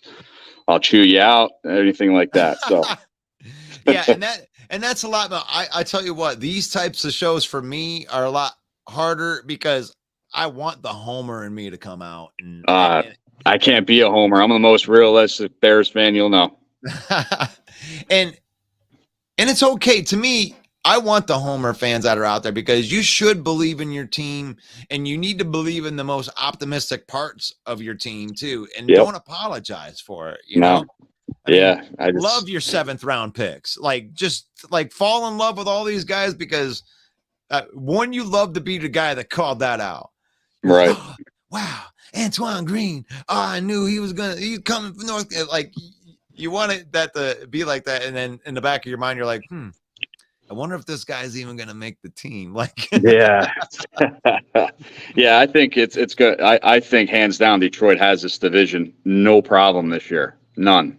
I said it since the draft. They have a good young team and, Packers, without Aaron Rodgers, it's going to help our division, but it's going to hurt the Packers. I don't think Jordan Love is, obviously not there yet, but I think Detroit is definitely going to win the division. It's hard to see what's going to happen for the rest of the division. Do I think the Bears are going to be in the basement? I think Minnesota is going to have an issue. Madison, he was a good backup rusher with Minnesota, but I think they're going to have problems, without Dalvin Cook. Kirk Cousins, I believe, is one of the best, play action passers in the league. I might get shit for that, but I think he is. And that's what helped. That's what helped Justin Jefferson get open. And without Dalvin Cook back there, you have Madison. I think they're going to, double down on JJ. And it's gonna hurt him. I think Hawkinson's gonna have a good year this year, honestly. Yeah. So I mean, and that's it, too. Sometimes they can actually claim that whole addition by subtraction because you lose Thielen, but really with Thielen and Hawkinson there, and then you got KJ Osborne, you're kind of like, okay, well, there's one football, and Mhm. and here you got two of possibly the most dynamic players in the game at their position, and Hawkinson and Justin Jefferson. And say what you want about Hawkinson. The dude's been a top 10 tight end even on his worst year, Right. even if it's 10, like he's the 10th best. But I mean, right at the bottom end of that top 10, they have reason. I'm not gonna poo-poo on their whole parade, but I do think that they're gonna go 0-6 in this division. And they don't have answers for what the other teams in the division did. I mean, plus they lost some defensive players as well. So I think Minnesota should go and start going in their rebuilding modes and stuff like that. So losing Dalvin Cook, you lose the injuries, but he's a hell of a runner. He helped them out tremendously when he was healthy. So can Madison and their 7th round pick help them out? It's like the Bears too. We got Herbert. Now we got Devontae Foreman. Running backs there. I mean, we're not going to say that you don't have running backs. Right. And then we got Rashawn Johnson. We drafted from Texas. So it's going to be, that's why they play the games. I was talking about this the other day on the podcast. You never know. Detroit can go 17-0, or, Packers can go 0-17. That's why they play the games. We never know. We just give our predictions. Yeah, a lot is going to be said on the Detroit front this year, because I think where they have the advantage is just you have a bunch of guys that played on the team last year. Yep. And you're returning these guys where the other teams are trying to make their team better, where we made our team better, but it felt like, if you're a Lion fan, I want you to back me up on this, but didn't it feel like after they signed Chauncey Gardner-Johnson that there was this feeling of the team is complete? Like, This is the team that Brad Holmes is going to roster for the next 3 years, and the rest of the North is going to have to deal with it, right? We don't have to go out. We don't have holes on the offensive line. These guys are locked up for 3 to 5 years, all the way across the board. Our running back, 3 to 5 years, all the way across the board. Tight ends, 3 to 5 years, all the way across the board. So when they brought in Johnson and it completed that cornerbacks room, it's like, okay, here's the team. Let's go. Can we win a championship? I don't know. You never know. It's just like the Bears too. I mean, they said we have the number 2 linebacker duo. Now that we signed Edmonds and TJ Edwards, we got that settled. It seems like we got Brisker, Gordon, our DBs are good. Right. And then we got some offensive linemen. But if you're a team that's last in sacks last year, like we were, wouldn't it be one of the first options is, going to get an edge rusher? Because we're screwed. The main thing is that if you run a defense like Chicago is right now, you gotta rush you gotta get to the quarterback, or your linebackers are going to be overworked. So like last year when we played the Eagles, you can go back with the stats. How many times did AJ Brown go across the middle on a slant pass because we couldn't get to the quarterback? So that's our big issue, is that we need edge rushers. Not just one, we need 2. So. Yeah. And that's okay. That's the thing. It's like, if you're a rebuilding team, and if anybody knows about a rebuild, it's Detroit. We've been rebuilding since 1957. It's like you're trying to fill these roster spots, and it's okay. I mean, Poles, if you're a Bear fan, you have to be happy with what Poles is doing, and what you're doing is you're praying that your coaching staff can get the most out of these guys, because Tremaine Edmonds is a good linebacker, but he's never played in your system before. So no, I think he did it because he was in 2-3 Pro Bowls already. And plus I'm a Virginia Tech boy. So that's why I like him and the Herbert pick. So I love the pickup. It's just like when yeah, you're looking at continuity, like yeah, one thing I've been realizing is like the best teams in the world are the teams that have already been through a training camp or two with hmm the system that you're in. Those guys are right, going to have obvious advantages over people that are just doing it for the first time, right? Tremaine, right, yep, he may be able to pick it up, bam, and he's ready to go week one, and there's no problem. That's all possible. But I mean, it's the same thing that the Lions are trying to say with like Jack Campbell. It's like you can't expect this kid, as good as he is, like all American, 6'4", got all the measurables. He's ready, but the dude's still got to learn the system.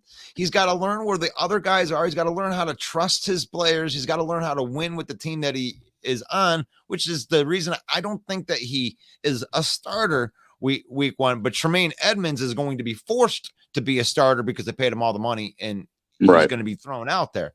But really, Jack Sanborn probably is the most important linebacker on that roster, even more important than the other two, because he's got to be the veteran guy to show them what's up. He's got to be healthy too. I mean, he got injured at the end of the year last year, and yeah, we got hit hard with that. But yeah, hopefully these guys come in and they can learn, the defense scheme, stuff like that. I like Edmonds because he can stop the run. He doesn't get much past. He reminds me of a quicker Roquan Smith. And yeah, I'm comparing them. Or younger. Yeah, that's fine. Yeah. So hopefully, and Roquan picked it up pretty darn quick. So I'm hoping that Edmonds does that same thing. So yeah, and that was when you look at it, it was really smart to do that because you pick up the extra pick. And really, you got a linebacker core for about the same price with what it seems like a younger version of the same guy. So I don't mind that at all. Wow, we got a whole bunch. Thank you, dude. I appreciate all of you guys out here commenting into this. I actually had to scroll back up quite a bit here, and we've only been talking like 5 minutes, and I really do appreciate everybody being very commented. I just lost my guy. We lost Woody there for a second. Maybe he'll come back in. Eric Thomas says, I think that we will be in that second spot by the end of the year. All right. Let's see. Brian Branch at 40 something, Bama has a good pedigree of football IQ. Yeah, I like that. Yeah. Jumped off. Sorry, I couldn't read the comments. So I clicked on the chat and it didn't go through. Yeah, I think there's somebody was saying there was something weird about the chat going on some of the things. I think it's something to do with the groups, guys. Like I think that the pages work fine. So I'll run through these real quick just so you guys can know what we are broadcasting. We got the Detroit Lions Villain Squad. If you're Bill the Packer fan, we're in there. We're in the Hallis Hall report. I think this is Mike the Bear fan. We're in Mike the Bear fans. I'm looking at Mike the Bear fans spot right there. We're not really broadcasting anywhere for the Vikings, so I got a snazzy little picture right there because nobody wants to represent that dog. Oh, not even Jamez.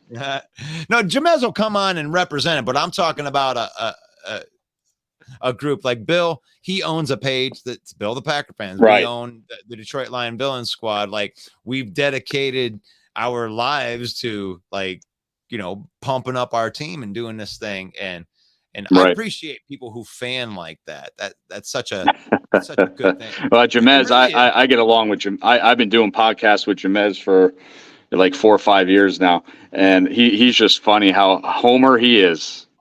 He ain't scared of nobody though. But here's the thing is like we're over here talking about his homerism and how bad the Vikings are. But by the way, this is how dumb we are on our program.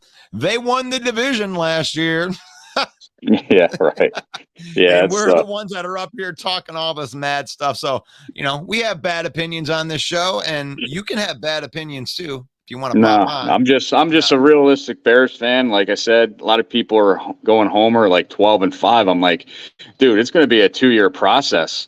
I Oh mean, my God. I went through the schedule. Yeah, we maybe could win 8, but I'm thinking, 7 and 10 and stuff like that. So, and then maybe next year I'm talking, since we're in they're playing together and stuff like that. I'm thinking we'll be playoffs next year. I think we have a unifying statement right here, and I'm good with this. This is going to be fun. Dave says, I live in Dallas, so now I have a front row seat to what delusional fan base looks like. Wow. Yes, hitting them Dallas Cowboys. Those guys have been slated to win the division for the last 10 years, and they can't win a playoff game with Dak. I'm an Eagle hater, so I'm hoping Dallas does something with that division. I live by Philadelphia, and I just don't like the Eagles or Phillies or any Pennsylvania team at all. If I had to choose, I go all Pittsburgh. Man, I grew up. I started my family. I was first introduced to football through the Cleveland Browns because I grew up in Cleveland, and I didn't really know like football, but I just knew that my family was all excited. But then and then that team went away, and I fell in love with Barry Sanders like the first time that I ever like really saw him run. So I was always like pissing off all the people in my family because I liked the Detroit Lions right from the get-go while they're all watching Bernie Kosar and stuff like that. Jesus. Oh, and, my goodness. Yeah, that's how old I am. Kevin Mack. That's how. Yeah. Right. So, but I learned how to play football really through Madden, learning all the plays and just where guys were supposed to go. And then I just really fell in love with the Lions, and man, here we are. Well, I'll tell you a short story. I was 5 years old, and my dad I lived in Jersey. So he said, I got Jets tickets. So we're going to go to the football game. So it's Jets versus Bears. And I was 5 years old, and I said, Dad, whoever wins this game, I'll like the rest of my life. So the Bears won. So it could be worse. I could be a Jets fan. So that's how I became a Bears fan. Well, that's pretty cool. I mean, really, there's got to be that moment, and then there's the die-hearted part that where you locked it in. Right. Yep. Okay. There's nothing else that we can do. That's awesome. Said we're all human. LOL. Oh, but yeah, you guys are amazing. Barry was amazing too. Yes, Eric Thomas. Yes, he was. I mean, I think he would have, if his dad wasn't his agent, he would have went further. Didn't his dad tell him to retire? Yeah.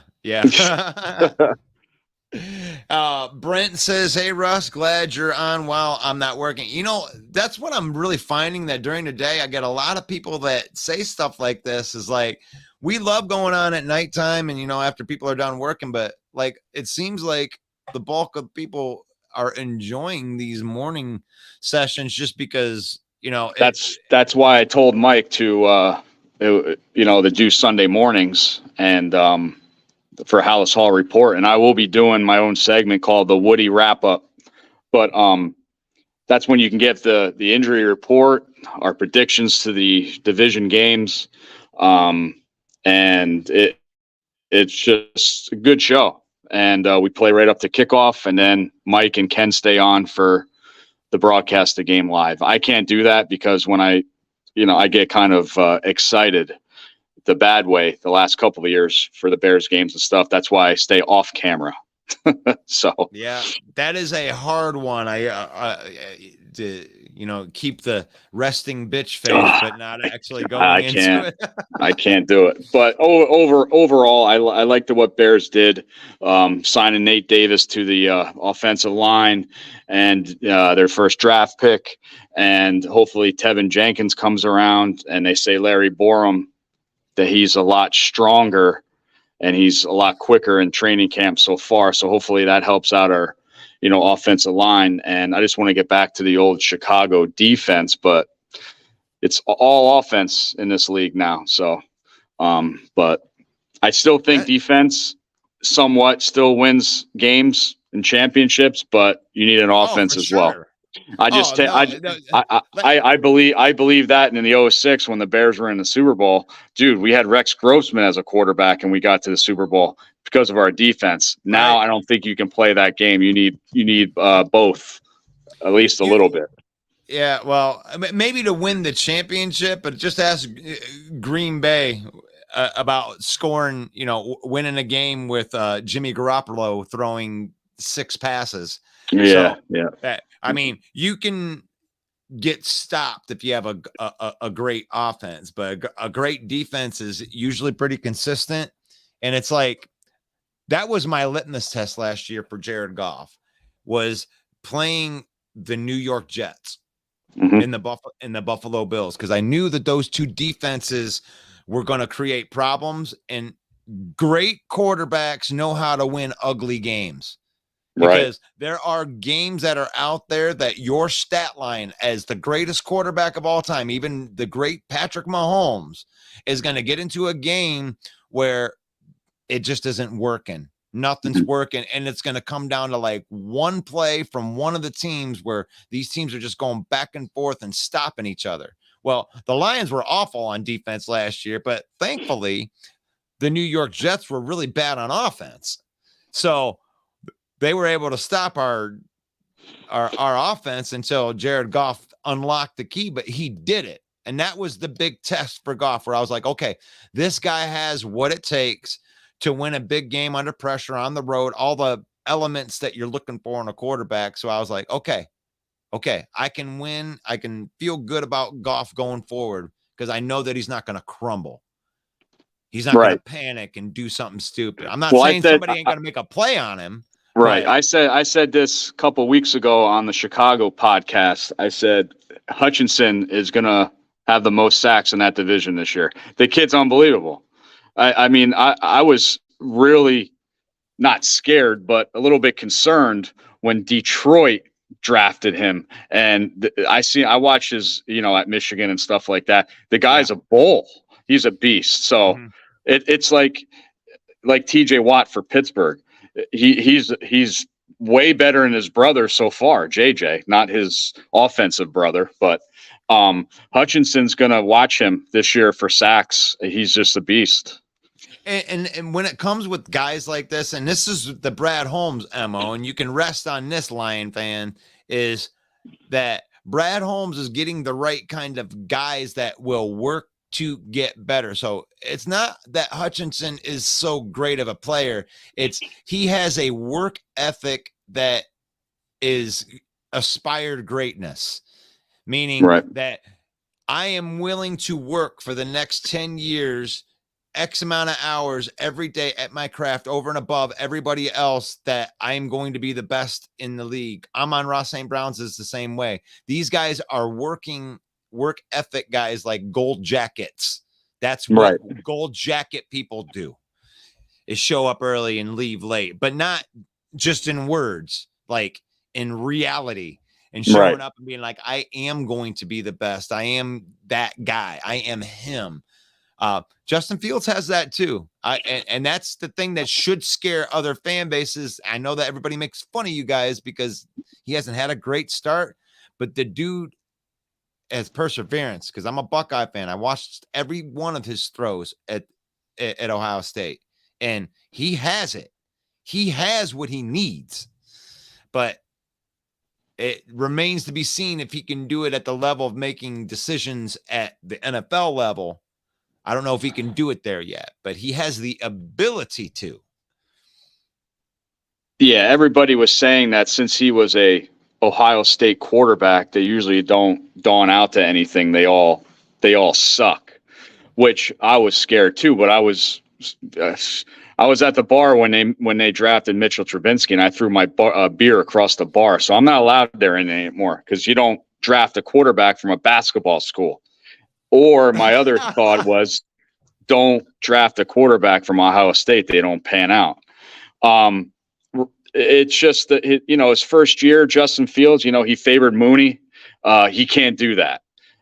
He's got to, like I said before in the comments, he's got to spread the ball around, trust his receivers and stuff like that. There's no excuse this year. No excuse on offense. Offensive line, we build it up. We got the weapons. Cole Kmet's got to get involved. We signed Robert Tonyan from Green Bay. There's no excuse on offense. We were, I think, second in the league last year, or first or whatever, on first drive touchdowns. Get that. And it's just like we took a shit the rest of the game. So we should be scoring every quarter. Third quarter was our worst quarter, of course. No reason why. Come out of halftime, what'd you do? Take a shit and then you can't play no more?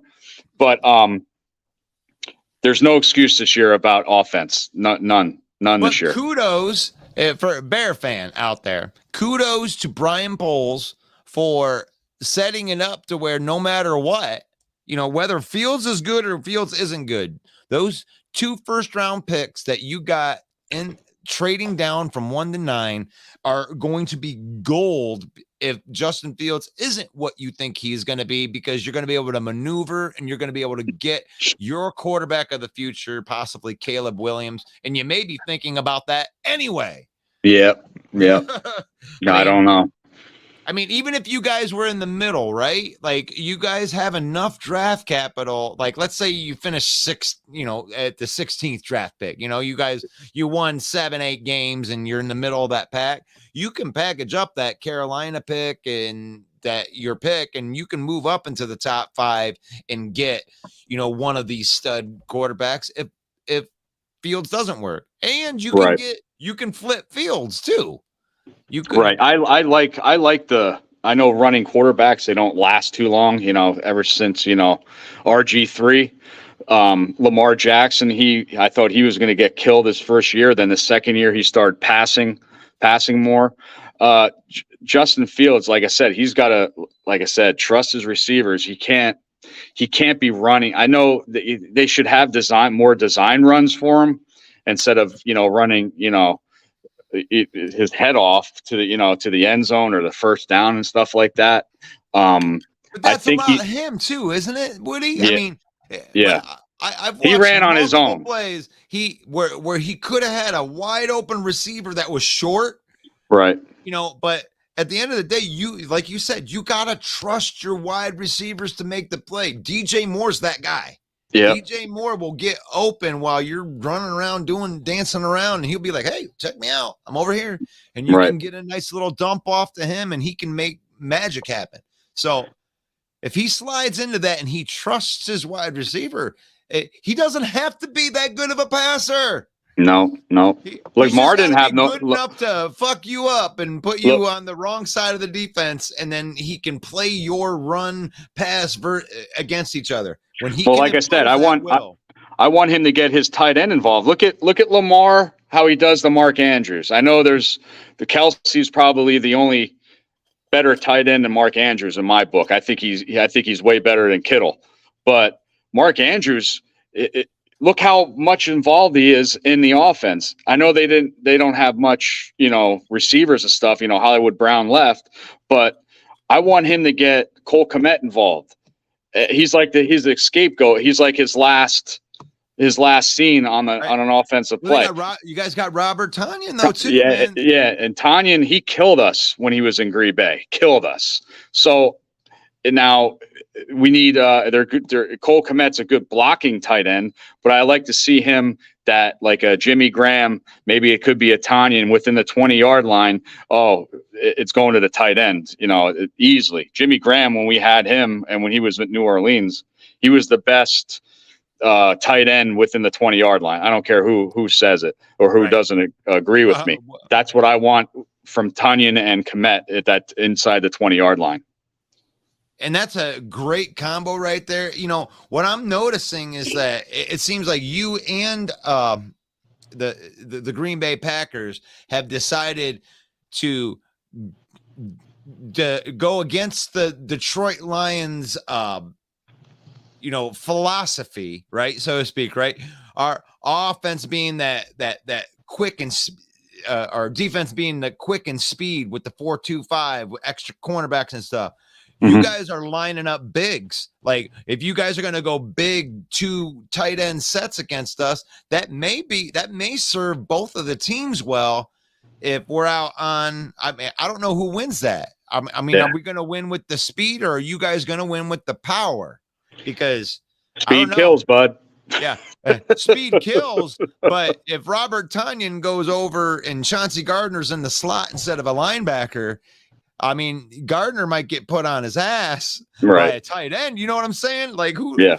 Like that's why this whole season is exciting, because Green Bay go draft 2 big blocking, receiving tight ends. You guys got Komet and Tonyan, and I'm like, these guys are going big. It seemed like Green Bay got drafted 5 tight ends. That's what it seemed like at the draft. All I seen was tight ends. I was like, wow, they're really stacking up those tight ends, Now we're gonna get in here.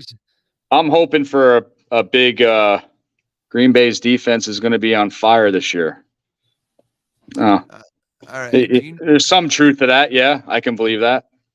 So Brent says that, do you guys know how many players left from Green Bay and who replaced them? I don't know. I mean, I know that they've had not very much of a turnover. I don't think that they've had a ton of turnover. They drafted. Well, I think they drafted a receiver to maybe take Alan Lazard's place. That's about it. Yeah. And one of these tight ends they drafted to take Tanyan's place. So they're going to have young people filling in. It's not like they had, a lot of veterans come in to, take these guys' places. They have a good young team. Like if I'm Bear fan and I'm counting number 1 week, just a victory right now, Justin Fields didn't have an answer for that defense last year. And Aaron Rodgers doesn't play D. So there's not anything that's different from Justin Fields' standpoint from last year of a team that you couldn't do anything against. So plus we got to take Alexander out of the play as well. Yeah. He's a good he's probably going to be locked on DJ Moore that whole game, know. But that's why right there, that reason is why. I mean, I'm on record for this too. I think that Green Bay will win week 1, but I think that by the time you guys play at the end of the year, that you guys will have the better team by the end of the year. But that's, I mean, I'm Bill the Packer fan laughs at me. You take that, but whatever. Of course, Bill does. Of course, Bill. All you need is love. Everything is going to work out just fine and dandy. Gutekunst. Right.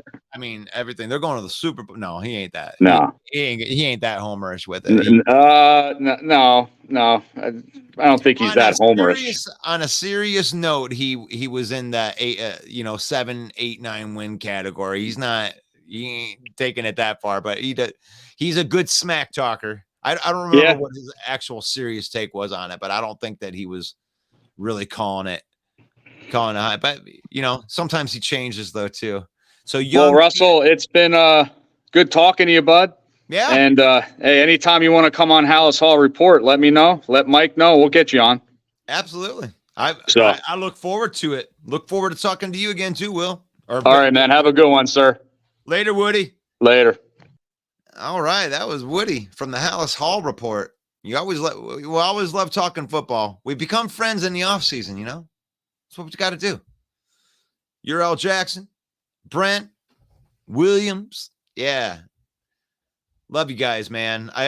Dude, I'm flabbergasted that this many people. I mean, I came on here to kind of like practice for the season so I could just talk some football, learn how to use this software and all that stuff. And the fact that you guys actually come on here every day with me and we talk some football, it tickles me on the inside. So I'm going to pull one more shout out, and then I'm up against it right here. So I am going to let you guys go, but this is the NFC North. My name is Russell Wayne. This is our thing that we do every single morning, 11 a.m. Let's look at that right there. 11 a.m. The phone sessions. I usually get main event Mike on here, Bill the Packer fan, Mike the Bear fan, Hallis Hall Report. Woody's on here. Detroit Lion News. We can't thank you guys enough, man. I mean, I don't want to make any of the Detroit Lion fans and they're too mad about talking about these other teams in the division. But if you're a real Lions fan, you do care about the other teams in the division. You want to know what they have, and you want to know which one of your takes are really, really realistic and like not too much homer. So you know where your homer is right there. Detroit Lions Villain Squad, man. We appreciate everybody that follows this page, man. We're building it from the ground up. We had some D-bag from Shelby, Michigan that, helped us get rid of the last page through stuff while we're learning how to build these pages. And we appreciate you following us and representing the Detroit Lions against all of these nasty Bear fans. And if you're a Bear fan and you don't think you're a nasty Bear fan, you think you're just a hardcore, maybe the greatest Bear fan of all time, follow Mike the Bear Fan, and he'll, have some nice Bear content, Bear down stuff. You know what I'm saying? And then there's Bill the Packer Fan. Get all your Packer news there. He has a great show on Friday night, Frozen Tundra Network, Hallis Hall Report on Wednesdays, Detroit Villain Squad main event broadcasting on Thursdays during the season starting August the 17th. And like I said, I want to go back through here too. Thank you, Eric. Thank you, William. Thank you, Brent, Urel. Thank you to Brandon. And everybody that had a comment. Lions 1960, Jason MC, who predicts Detroit's going to win 11 games. We appreciate all you guys watching, and I look forward to talking to you guys tomorrow. The NFC North main event phone sessions brought to you by WTH is Autism Awareness. God bless you guys. We'll see you guys tomorrow morning. One Pride.